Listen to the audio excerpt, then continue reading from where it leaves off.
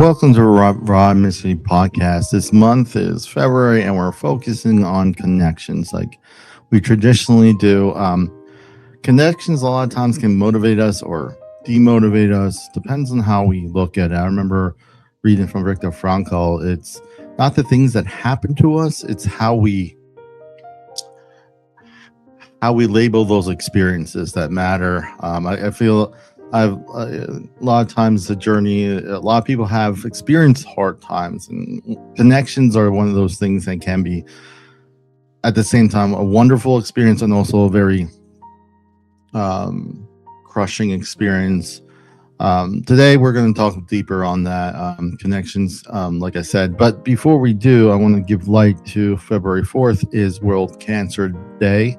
The theme is United by Unique, which is described in an official website. Cancer touches millions of lives in countless ways, but doesn't define who we are. We are more than a disease, more than a statistic. The World Cancer Campaign from 2025 through 2027 is United by Unique. Places people at the center of care and explores new ways of making a difference. It offers a 3-year journey from raising awareness to taking action. World Cancer Day has directed its approach to being more than a disease and a statistic to promote change. And when connections, despite and it continues, connections despite our differences and humanizing our experiences. I feel that kind of culminates what feeling connected is. And on the other side of the coin, thinking about Franz Kafka, he says, "I was ashamed of myself when I realized life was a costume party, and I attended with my real face." So it's this counter arguments, and in regards to diversity and being united, being diverse and unique. And I want to also just say, today we have a returning guest. His name is Terry Tucker. Thank you so much for coming on and being part of this conversation. Well, Robert, thanks for having me again. It's great seeing you. We do this every year, and it's always fun and enjoyable for me to come back and talk with you. I appreciate it. I always appreciate it. And yes, it seems like every year gets busier and busier. So it's just nice to prioritize what's really important. A lot of times there's a lot of pushing here. And I do appreciate each one of my guests, especially you, Terry, for coming on each year. A disclaimer before we begin: if you are in crisis, at least in the States, we have 988 as a suicide crisis lifeline. But I would just suggest, if that's a little bit heavy, if you're just someone who just needs someone to talk to, I will reach out to your church, reach out to anyone that you feel comfortable, that you can say, I need some help. I'm struggling. So wherever you are listening to this, I will always encourage to find what outlets are there, what resources are there. That's part of the the byproduct of working in the mental health field. But at the same time, I also want to encourage you. It always starts from home. I used to, when I was a church leader in the past, I remember, especially pastors, the home has to be good before you can actually preach and do all those stuff. Because if the home's not right, it doesn't, then there's a chance that you could burn yourself out in that regard. So again, I just want to say thank you, Terry, for coming on. I always say that people say better than me. One of the books I read when I was going through K through 12 was from Mark Twain and F. Scott Fitzgerald, Great Gatsby. But these two things are kind of interesting. I just kind of sparked the conversation. We talk about heroes, but he says, if everyone was satisfied with himself, there will be no need, there will be no heroes. And F. Scott Fitzgerald kind of gives a little bit of a foreshadowing of how we are as humans. Show me a hero, and I'll write you a tragedy. It always kind of coincides, this whole hero's journey, but I say this because a lot of heroes have to be vulnerable. Like, they do hit rock bottom in that hero's journey, and vulnerability when it comes to connection is obviously, I feel is actually required.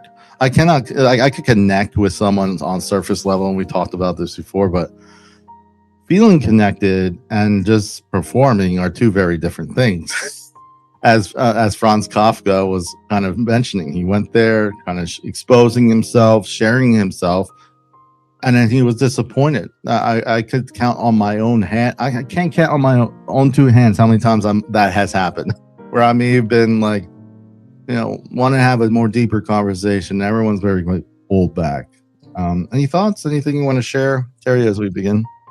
Sure. You're talking about heroes, and I heard a quote one time. I wish I knew who it was from. It said, a hero is just somebody who's braver for 5 minutes longer than everybody else. That we're all heroes, and yet we're all goats at some time.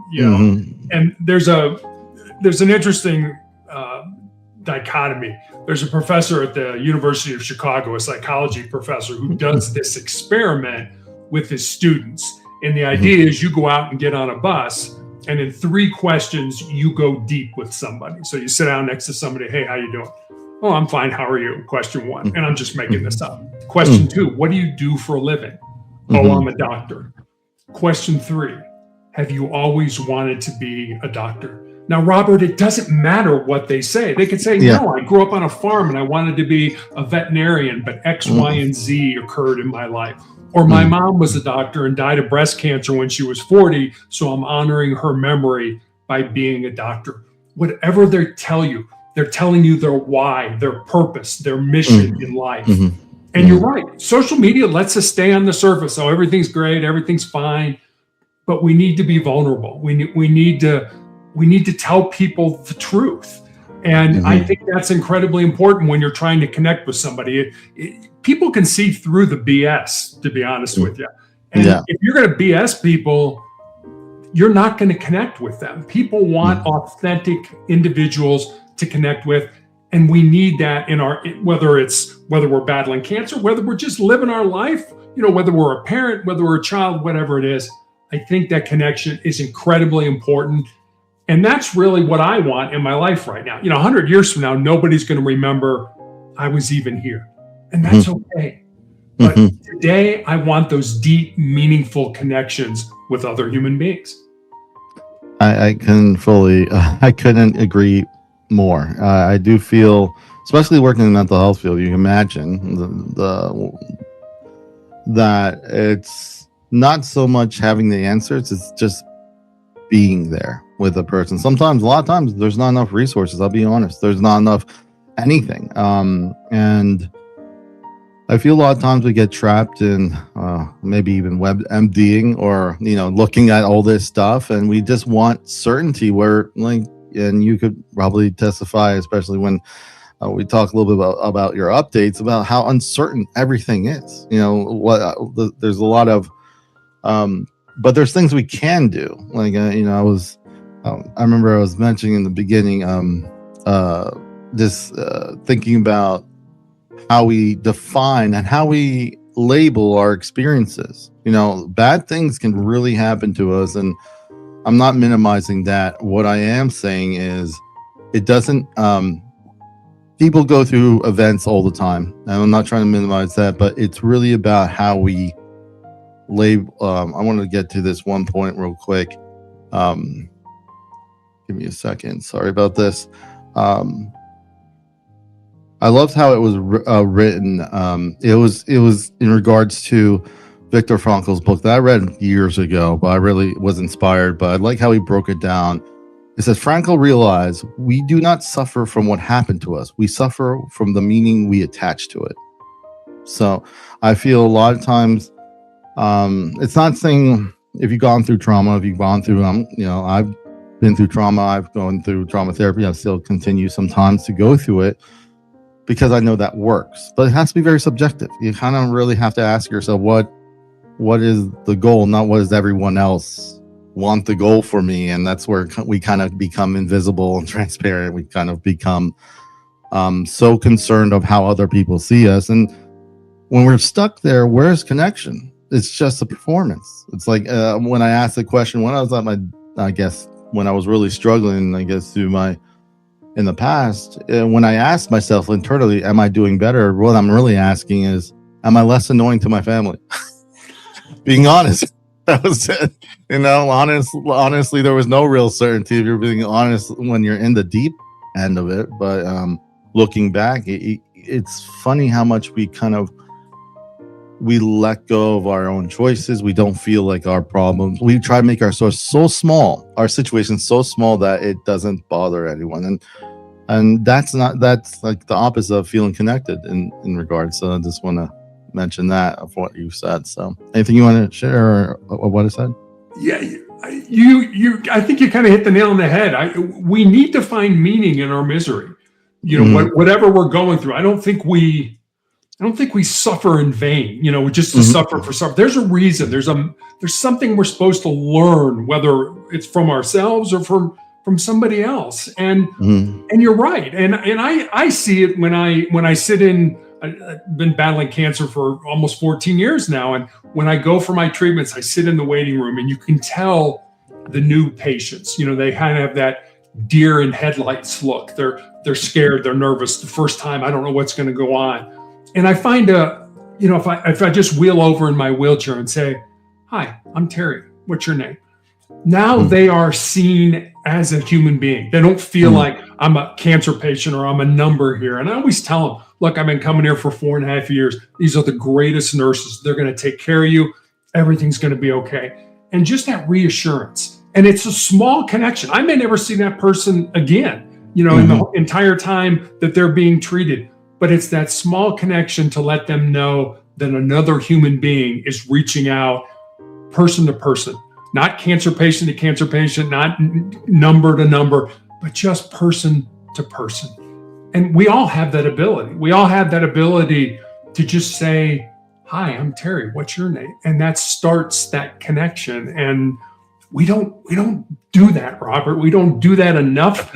We don't do it for people that are hurting and in pain. So you can do it. You can help people. Yeah, and I feel it's been it's all a balance. I've been about working in mental health for almost 5 years now. Before that, I never thought I would. Honestly, I thought I'd be doing something else. And it's interesting. It was more of something that one of my friends said repeatedly. He's like, "You could talk to anyone." And I didn't really think about it. I used to, obviously I was a leader in church, so I wasn't busy in that, but I did groups in like drop-in centers in the community I was in, and I would do self-help, and it was funny how that all kind of turned around where people working there, because this is the job I work for now.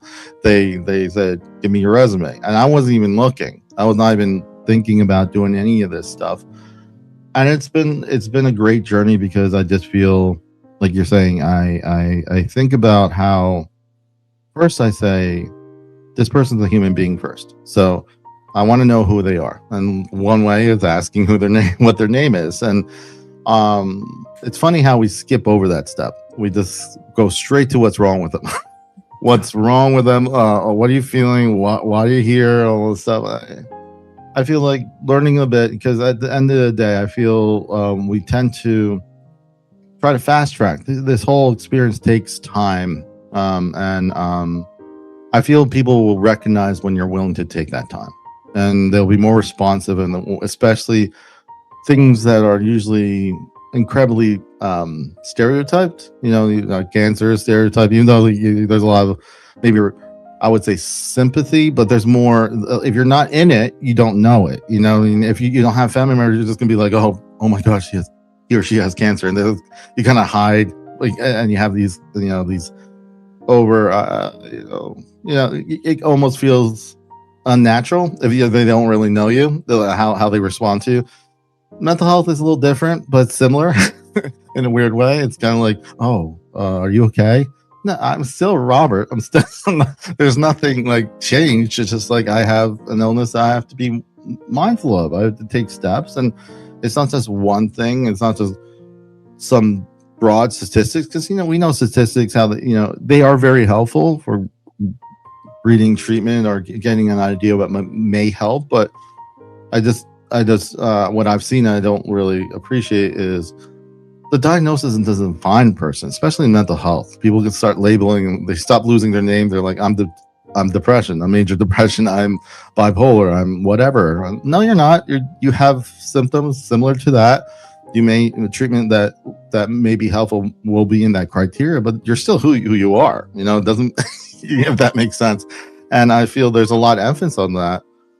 And it's a shame because at the same time they make because this is an invisible disorder, and if you're not connected, you're not feeling connected, you're going to feel like I'm going to do every which way to be as small as possible so I'm less of a burden. And it is a lot of times I'm trying to fight that.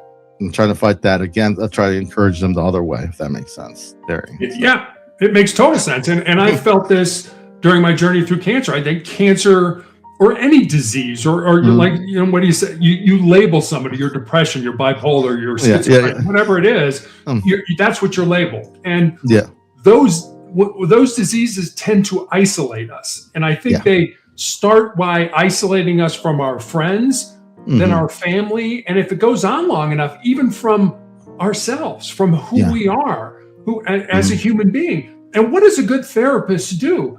That person doesn't give you the answers. They ask the right questions to lead you to the answers that work for you. And that's what a good therapist isn't going to tell you what's wrong with you and how to fix it. They're going to help you to kind of go down that road to get to the point where you can fix yourself, or you can live with yourself, or you can identify however you want to identify. And I mean, when I'm 6'8" and 230 pounds. So when I would walk into a room, people would stop and stare.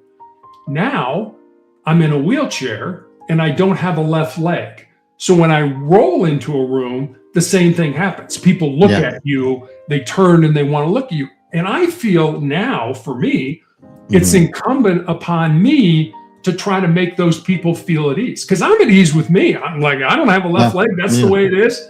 I can deal with it. But, whether I make a joke about it or I just go up to somebody and introduce myself, whatever, all of a sudden now I'm seen as a human being. I'm not seen, that guy's in a wheelchair and he doesn't have a leg. What's wrong with him and that? So you can do it yourself, but it's better when other people kind of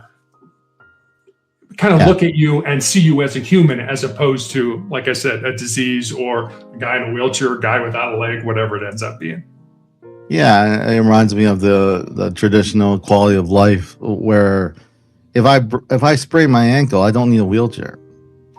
You get what I'm saying? You need the appropriate level of support, and funny enough, it may be still apparent physically, but it's also mental health wise. If someone is struggling with depression, doesn't mean they need to go inpatient or all this stuff. They may just need to reevaluate. And obviously every case, I do encourage anyone who is feeling this way to get professional help. But at the same time, I always want them to feel able to communicate. If they're scared to communicate to their mental health provider or their therapist, there's just something wrong there. That's why connection and communicating is very important.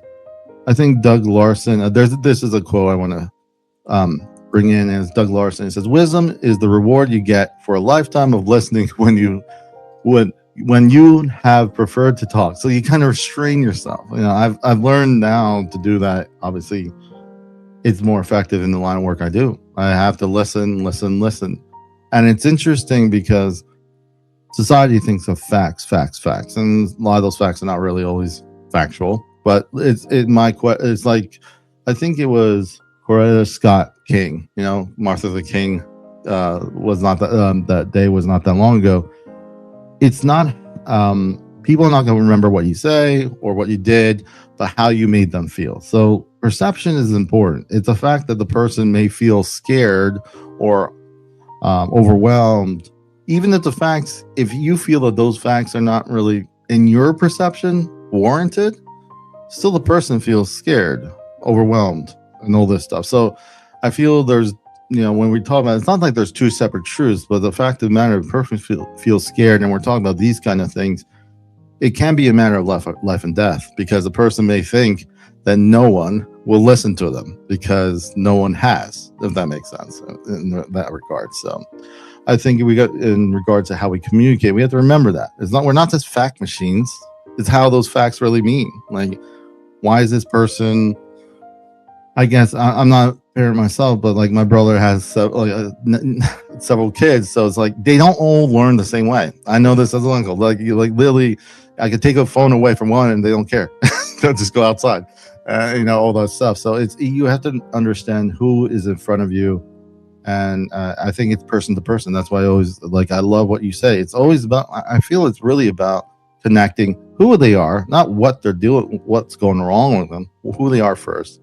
And then after that, I think we could really have more authentic conversations, because it's going to become authentic because we're learning to grow and listen, like Doug is saying, about what they're going through, if that makes sense. So it does. And one of the jobs I had in my life is I was a hostage negotiator for a police department SWAT team.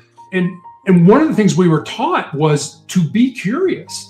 And I think we can all be that way. I love talking to people.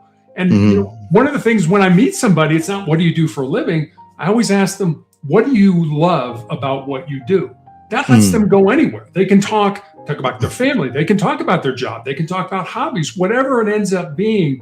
But I want to be curious. And part of being curious is asking a question and then going silent and letting them talk and hearing what they are saying. And you're right. I love this quote from Larson about wisdom. It's something, if we talk a lot, and I talk a lot, but if I can be quiet, and one of the things I learned as a hostage negotiator is to listen to what's being said and also to listen for what's not being said.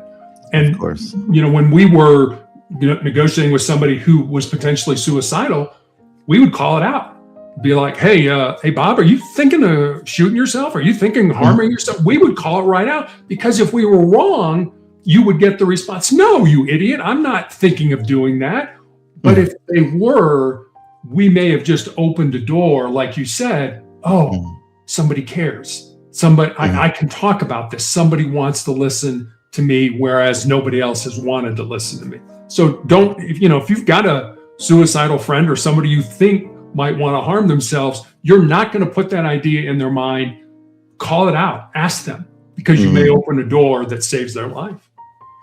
I totally agree. Obviously, it's uncomfortable. I imagine people at first, but once you talk to someone who's really feeling that way, a lot of times, I'm not saying every single time, a lot of times they're surprised that you even mentioned it. A lot of times they're like, wow, like you actually asked that. And it can really, like you said, save people's life, because the thing is, it's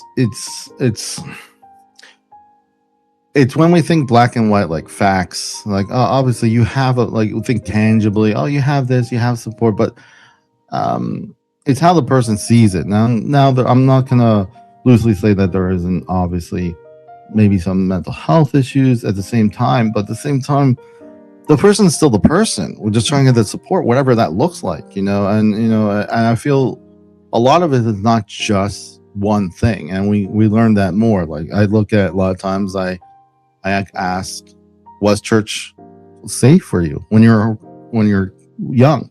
Did you like it? If they say yes, I'm going to try to encourage them to maybe return, maybe see if they can participate. If it wasn't, let's try to find something else that's safe. Okay. At the same time. So it's, talk about questions. One of the questions I ask, and now, we're going to bring up, especially when connection, when did our need to connect feel unsafe to share? Yeah. Think about now, we have all these devices, but we always it almost feels like we casually have to pretend we're not needing to connect. Because if we're needing to connect, then we're needy, but we all want to connect. It's kind of this weird catch-22. We're circling around. It's like we're playing this, I'm okay. We'll talk later or something like that. But it's not really being honest. These are the surface level things that maybe social media we may present. This kind of, oh, I'm cool. No, you're over emotional. I'm fine. I don't need to connect. Maybe you do. Maybe all of us do, if we're being honest. And another question is, I want to ask is, ask is put up, present is, why is it not easy to connect today? Why is it not so easy to connect today? I read a lot about how social media has impacted. I'm not saying this in a way that, not to get like into that, but we have to look at like the car, like Ford Model T. How much did that improve to now? Like, I would say maybe a few 100% if you're really going to the sophistication of it, or of our cars today in 2026. But when we think about computing power and how processing power and speed and all that stuff, it's in the thousands, tens of thousands. I don't think we really were prepared. I'm not saying anything initially wrong. I don't think it was inspired wrongly. I think it's just, it's really caught everyone in all generations in a different way. I've stopped my social media 2 years or so, and I realized how much I don't scroll as much. It's still there. It's on your phone, but it just feels lighter. And obviously everyone has, one thing I will not say is that social media is entirely bad, but what I will say is that, what do you spend a lot of your time, and what are we calling connection versus what are real connection? And I feel most times, it's scary when you go to a restaurant and you just look around, and we've talked about this before, and there's whole families just on their phone the whole time. It doesn't matter, like the young kids to my age, to the grandpas are all on their phones. So it's like, you can't just blame one generation at that point. Everyone's on it. It's very convenient. And what I fear is how convenient we overlook that we're not connecting. That's my thing. Is like, so what are your thoughts? I'm not in regards to why is it not so easy to connect today? I share what I think maybe some of the barriers, but there are obviously other barriers too. But any thoughts, Terry? Sure. I guess I would put this out here and say that probably almost everybody that's listening to us doesn't have at least one person in their life that, I'm going to say, knows where the bodies are buried. The one person that you would go to if you had some major issue in your life that you wanted to talk out. We don't have that because of social media. And I love people. I am fascinated by people. As a matter of fact, my wife used to work in the financial services industry, and we'd go to the obligatory Christmas party at the end of the year. And I used to tell her, I said, I'm going to go in here, I'm going to find 5 of your colleagues. And at the end of the night, I'm going to come out and I'm going to tell you how they got in the industry, how they met their spouse, how many kids they have, where their kids go to school. I'm going to tell you everything about them. And then Monday morning, they're going to come to you and tell you what a great guy that I am. But they rarely ever asked me those same questions. Where did you go to school? How did you meet your wife? How many kids do you have? And so I would come out and I would tell them all this stuff. If you want to have a lot of friends, ask people about themselves. Yeah. Just ask them. You don't have to say anything about yourself. We are narcissistic. We love talking about ourselves. We love hearing our name and things like that. Just ask people about themselves. I do that because I'm curious. I love to know what makes people tick. What made you make that decision? What do you love about what you do? Where are you going on vacation? What makes you go? Those how and what questions that we ask as hostage negotiators were things that allow people, whether they like it or not, to start talking, to start spewing. And a lot of times you're like, when I was negotiating, well, how do you expect me to do that? What did I just do? I just threw the ball back into your court. Now I've got you helping me get you out of a bad situation. And you don't even realize that because I involved you in it. So it's that curiosity of loving people. And I'm not talking about romantic love. I'm talking about sort of spiritual love, which is willing the good of the other. I want what's best for you. I want what's good for you, probably sometimes more than you want it yourself. So, think about that in your life. Are you curious about other people? Are you interested in their lives? Not to the point where you're intruding, but where you're curious about other human beings. I just, people fascinate me. So I love being connected in that way. No, I found that like slowly I learned that reality. Obviously, it works very well in the type of work I work now, and also it works well in, I think it was when because most people are just talking over each other, waiting to speak. If you are not a threat, if they don't feel like you're a threat to the conversational space, their shoulders drop. They're like, oh, you actually want to know.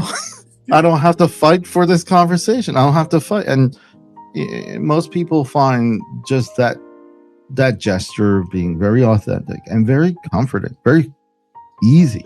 And I just remember a lot of times, I'll just say in a general sense, I have family members with their son or daughter in my office, and they'll be like, he or she is not doing this. And I'll say, you have to leave. And I'll talk to the son and then or daughter, and then I'll say, and then after I will say, is it okay? I'll get a release, and I'll talk to the mom because they're adults. And I'll say to the mom and dad after the release, I'm like, you're right. He's not doing any of that. But the thing I don't want to do, and I think I will encourage you not to do, is to feel like they can, that they can never come back. Like, I always want them to feel that they could come back. And also, you kind of rob them of the process of learning a lot of this stuff. These things there's no shortcuts in some of these experience-based learning that I could tell someone this is dangerous. And obviously, parents, and they want their kids to automatically gravitate. Unfortunately, sometimes they don't. And then it's like you're sitting on the sidelines, you're cringing because you feel like this is going to be a slow car accident in front of you. However, you always want this to be a door open. I remember there was a TV show that's recently stopped. It was Stranger Things. It was the main guy says 3 inches to his kids, or like a boy and a girl's like, give me at least 3 inches. The door has to be 3 inches open. He wanted to be able to know that things were safe, but it's very human of us. So I just feel like we're able to acknowledge the fact that some of the things we can't all fix, especially if it's not even us going through it, and even if it's us, it's hard for us. So I feel when we have No, I was just going to say, when I was growing up, if I told my dad, hey, I'm gonna dye my hair green, my dad's response would have been, then where are you going to live? There would have been no discussion about it whatsoever. Yeah. But today, if your child comes to you and says, hey, I want to dye my hair green, that's sort of the tip of the iceberg. It's like, oh, you want to dye your hair green? Yeah. What makes you want to do that? Well, Sally at school dyed her hair red, and now everybody is her friend and things like that.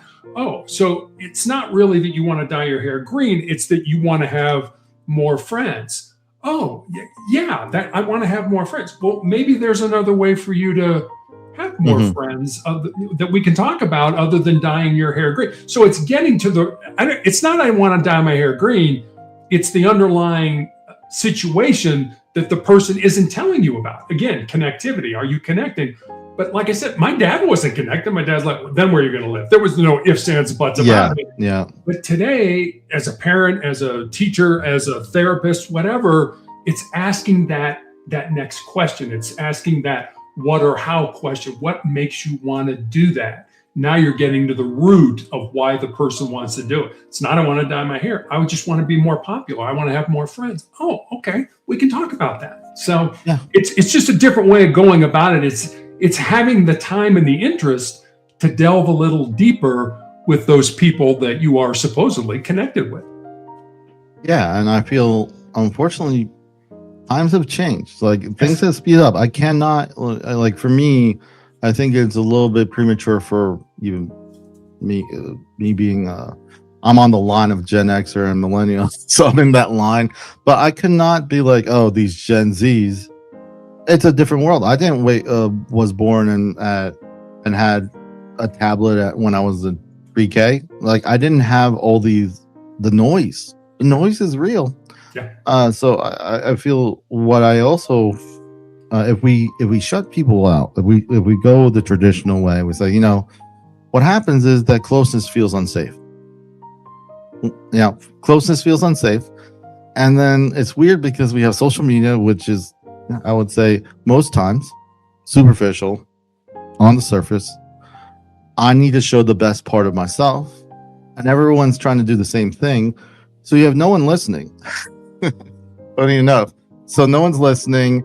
And then if someone actually listens, it feels different because it almost feels like, it's very uncommon, which is sad, So I feel this is what is one of the barriers. I'm not saying all the barriers, but one of the barriers that we're facing, because it's not saying yes. Okay, you could do whatever. I'm okay with everything. I just want to be agreeable. And it's not about that. It's about having that journey with the person, having that conversation with the person.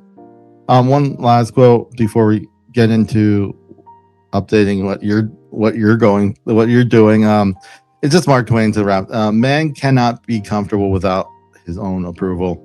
That at the end of the day, even if you perform, eventually you're gonna look at yourself. The hardest mirror to look at is yourself.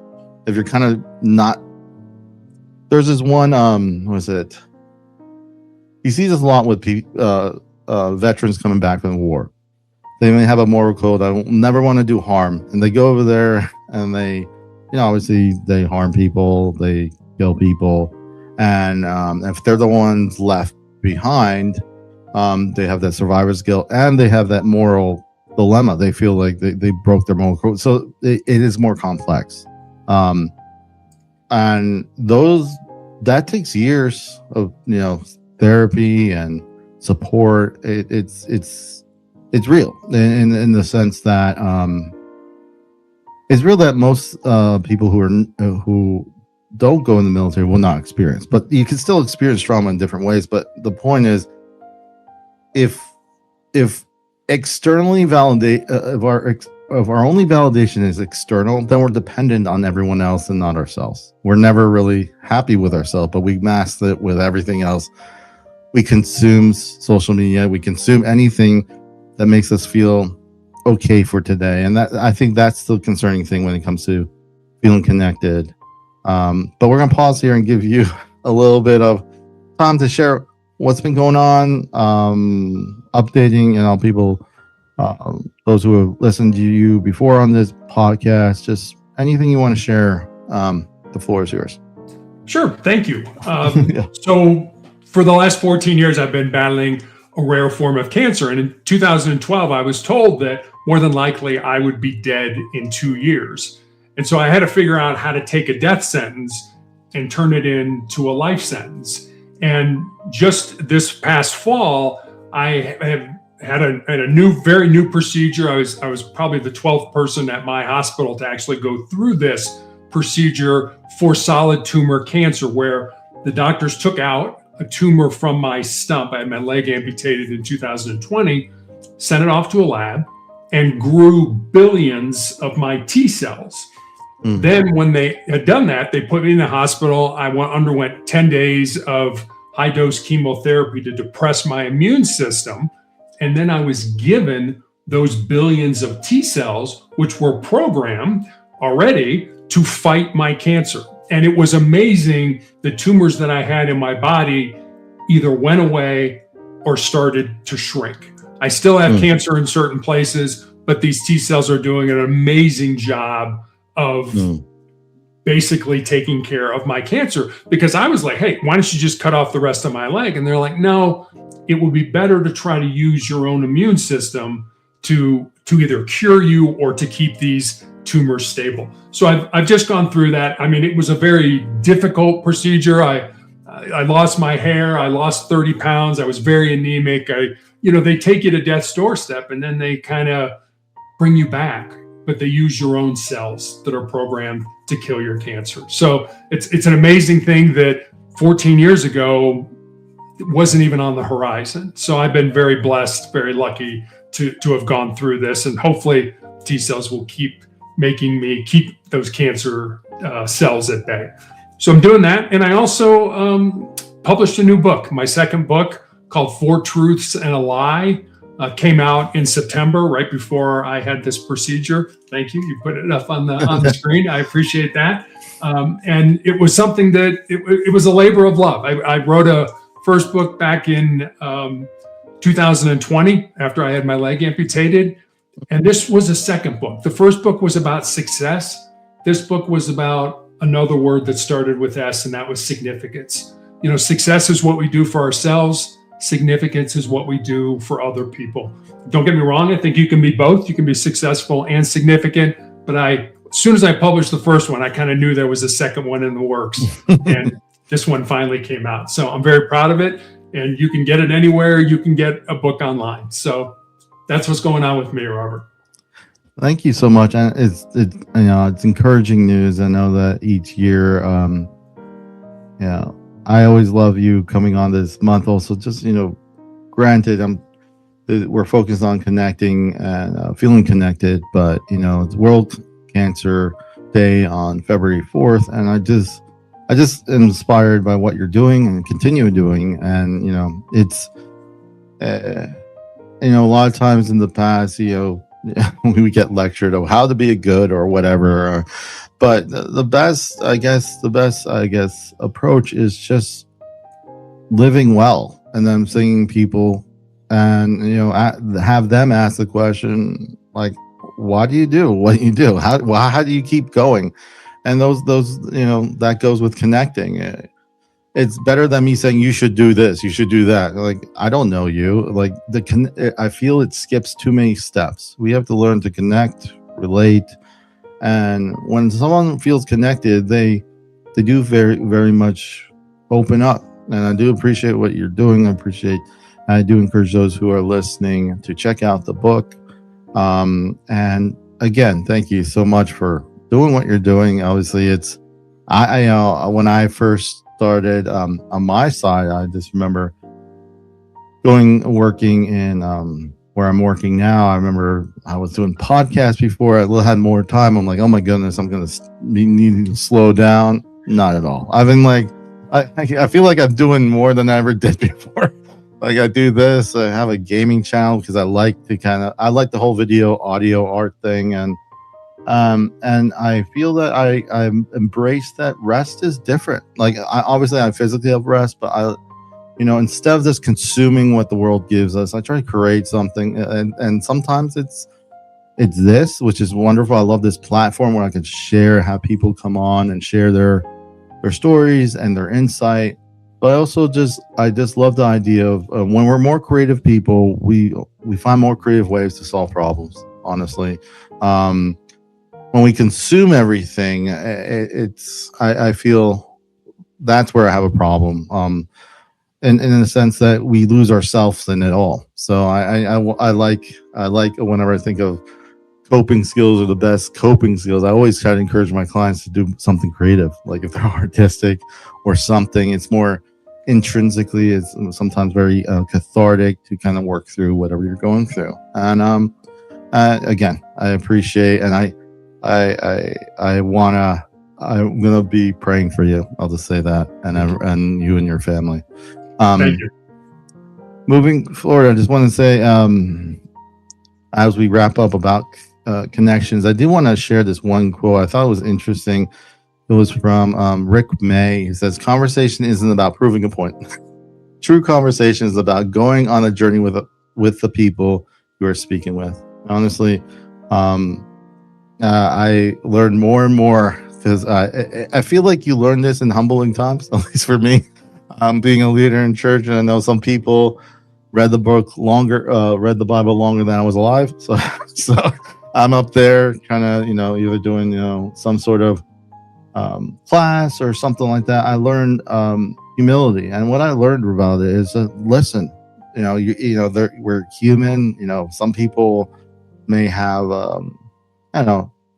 there's a certain response. Like, look, I got a kid who wails at a Walmart or something like that. Immediately, I don't really look at, like, I feel like there's a lot of behaviors, right? And I'll say this way, that we do things a lot of times because they work, simply put. So if we find that if we if we have a bunch of family members that ignore us when we're one of the sons of 8, the only way we could get anything, we'll have to make some noise.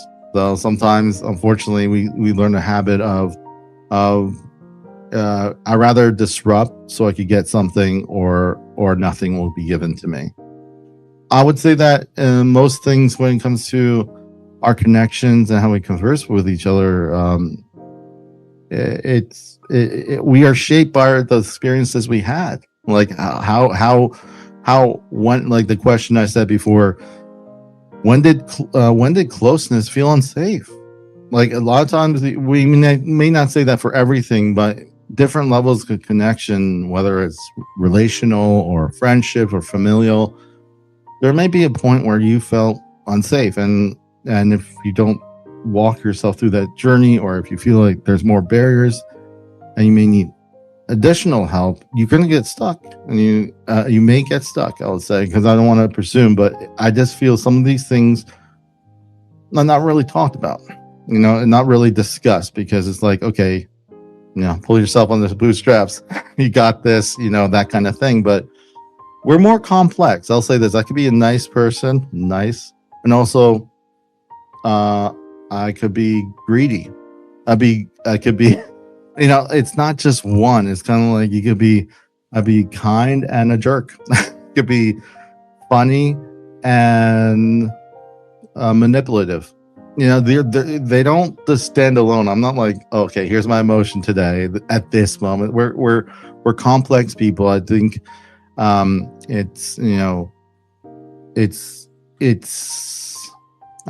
wouldn't say reckless, but it's presumptive to think that we're just one thing. I think we are, and if we're able to pause and listen to other people, we may be able to listen to ourselves. Because a lot of times, if we don't have the patience to listen to someone tell about what's exciting for them, the chances are that there's a lot of sense of urgency to get somewhere, so you could finally get to be successful, or whatever that looks like, if that makes sense. So, any thoughts or questions? Yeah, it does. And I think the best definition of success that I've ever heard comes from John Wooden, who was the basketball coach at UCLA when I was growing up. And Coach Wooden he won 7 national championships in a row. That's unheard of, never happens today. But this was his definition of success. And again, one of the winningest coaches in basketball. And this is what he said about success. Success is peace of mind, which is a direct result of self-satisfaction in knowing that you did the best to become the best that you're capable of becoming. It doesn't say anything about winning. If you're in an English class and you work incredibly hard and you get a C, are you successful? Yeah, probably. Versus if you're in that same English class and you don't work very hard at all, but you got an A, were you successful? Probably not. So it's not, and you're right. We're all different. I mean, we can be the best person in the world and the worst person in the world on any given day. But that's what's great about us. That's what's unique about us and things like that. And that's what I love about people that diving in. And I'm the oldest of 3 boys. I grew up, my brothers and I are very close. We talk all the time. Sports was what brought us together. 2 of us played college sports. My middle brother was drafted by the Cleveland Cavaliers in the NBA. So we played sports at a high level, but we never forgot what was important, and that was family. That was getting together every Sunday night for whatever mom made and sitting around that kitchen table and sharing laughs and having milk squirt out of our nose and all that kind of stuff when we were kids. And that's what brings my brothers and I together. And my mom's 90 years old. She has dementia. But I talked to her the other night and she asked me, how are things with you and Larry and Brian? I said, they're great, Mom. We talk all the time. And that made her feel so good. I'm like, Mom, you and Dad set the example for that. That's why we are where we are today. Yeah, it's one, I think about family, and like I have one brother, and he was in the Army, I was in the Air Force, Air Force. We make fun of each other all the time, but The point is I feel the curiosity. I think about kids. One thing that I love about, when they're young, they're curious. A lot of times we don't see it. They're like, why is this? It could be annoying if you're a million other things you have to do. But I think leading into my final thoughts, but also just to make a point, feeling connected. When it comes to connection, as you see, it is something like it's something you explore.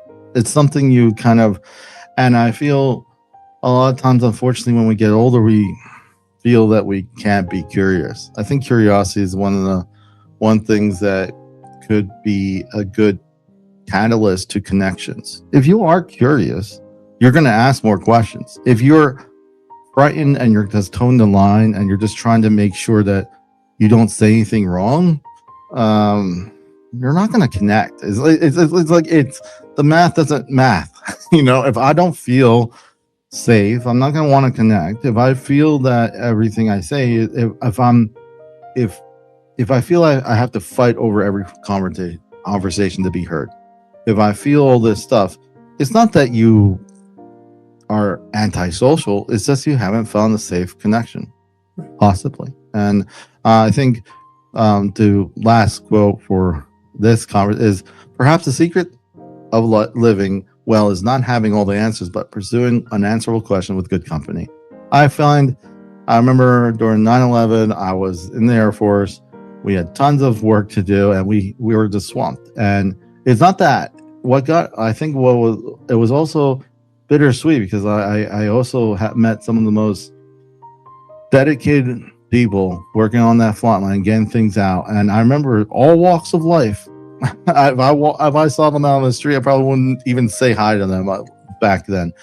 But the thing is, it's interesting how commutative, like how much connection comes when we're working a problem together, when we're trying to solve one thing together. I was going to leave this as a last quote. I will leave it for a last quote again, but I have to show it now because that's what I said. Coming together is the beginnings from Henry Ford. Keeping together is progress. Working together is success. I think that and during that process, I feel connected. You cannot do this without feeling connected in some sort of way. So I'm going to leave you to final thoughts, Terry, as we wrap up. Yeah, I love this quote from Ernest Hemingway. I read this book, Farewell to Arms, when I was back in high school. And I picked it up a couple months ago and reread it. And there's a quote in there that I absolutely love. And this is the quote. It says, "Life breaks everyone, but afterward, many are stronger at the broken places." So just like if your arm were to break and a doctor would put it in a cast, when that bone healed at the area of the break, it would be stronger than the rest of the bone. That's a metaphor for all of us, for life. Yeah. To take the difficulty, to take things that, we grow in adversity. We know that. So if you're scared or something like that, keep going. Don't back on, I can't do that. Yes, that's a time when you're going to grow. You're going to grow as a human being. And if you can push through that adversity, you're going to come out stronger on the other side. That bone is going to be stronger. You're going to be a stronger and more dedicated human being. So take adversity in your life. We all have it, no matter what it is. Keep connecting with good people around you. You're the product. They always say you're the product of the 5 people you hang around with. Hang around with 5 good people and hitch your wagon to those people and climb your mountains together. Thank you, Terry. I wanted to share this last thing before we wrap up. It was from the same thread with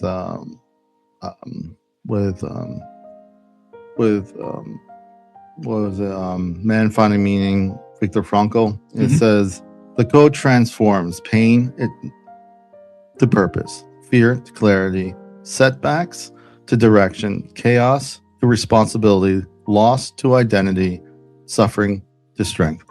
Meaning is the mind's ultimate alchemist, as he would say. And as we wrap up, thank you so much, Terry, for coming on. Robert, thanks for having me on. I love doing this with you every year. Hopefully we'll do it again next year. Yeah, I look forward to it. I just wanted to share with those who are listening, find me at the website. You'll see, and also on YouTube, you can see the video version. I do encourage you, check out the book. It's on the right corner, and I'll put it in the notes so you can find. But it's everywhere. I looked it up today. It's everywhere. So thank you, Terry. This is goodbye. Going back to Henry Ford's quote as we wrap up. Coming together is beginning. Keeping together is progress. Working together is success. Henry Ford. Thank you, Terry. Thank you.